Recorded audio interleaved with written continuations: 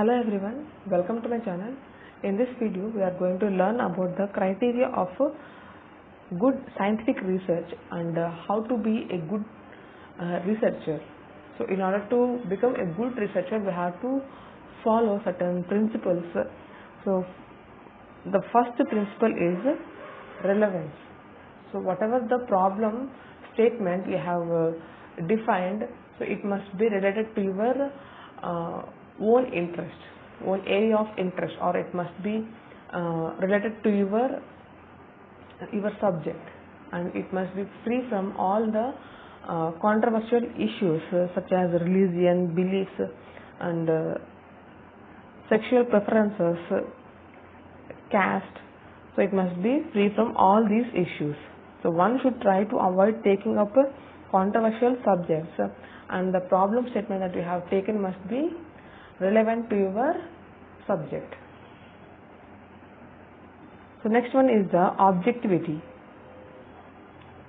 So objectivity means the purpose of your research. So why we are choosing this problem statement, and what are the benefits that it is going to the existing system. Okay, so the main function of research is to add new knowledge to the existing one. Right, so the main purpose of research is to add the new knowledge to existing one, or change already existing thing. Right, so we can add something, we can invent something new, or we are going to modify the existing thing. Okay, so we have to know the purpose of the research problem. Next one is the transparency. The research that so whatever the research that we are doing, the data set that we have collected, and the techniques that we are using for the research, and the research design that we are taking, and the sampling, the samples that we have collected.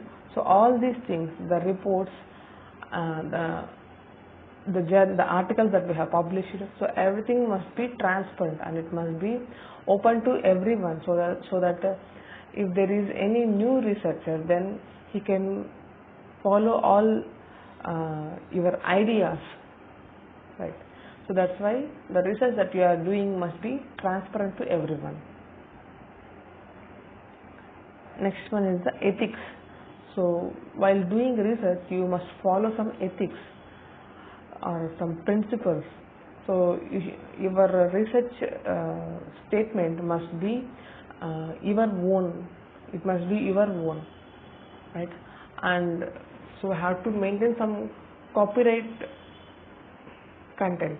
The content must be your own. It is generated by your own, and everything that is the work done, the articles published, and the samples that you have collected, and the designs, the research designs that you are following, that must be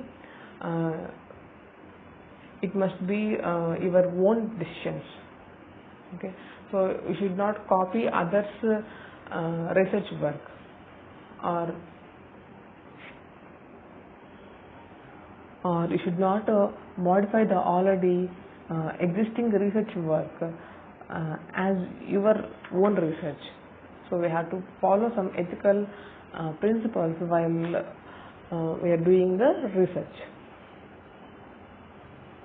Next one is replicability. So the research that we are doing must be easily replicable. Replicable means so we can easily apply that particular technique to any other research technique. So this characteristics allows the research results to be verified by replicating the study and thereby building a sound basis for the decisions. The next one is the systematic. Systematic means a well-defined set of rules. A research must be structured with some specified steps to be taken by each researcher in accordance with a particular predefined set of rules.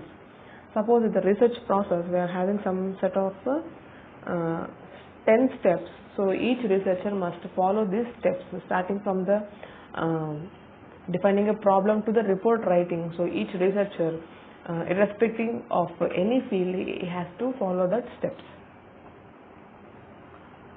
So systematic characteristics of the research does not rule out creative thinking, but it certainly does reject the use of guessing and intuition in arriving at conclusions. Clarity. So next criteria is clarity. The problem that you are taking must be clear. The purpose that you are doing a research must be very clearly defined, and common concepts should be used. The next one is logical.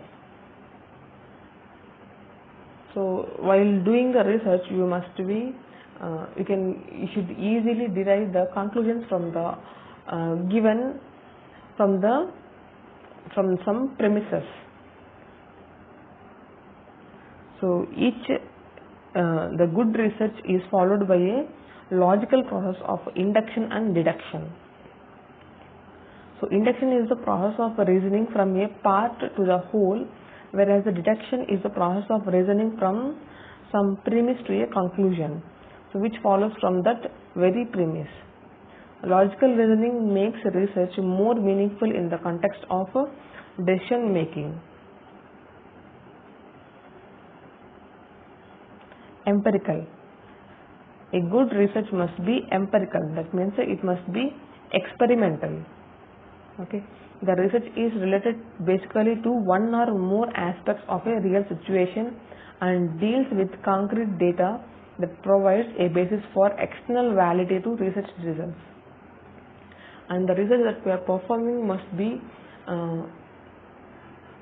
we should perform certain experiments to know that whether the results can be applicable in the real world, and that particular research project will be applied to the real world. So based on the empirical results, so we will know whether we can apply the research to the real world. So next one is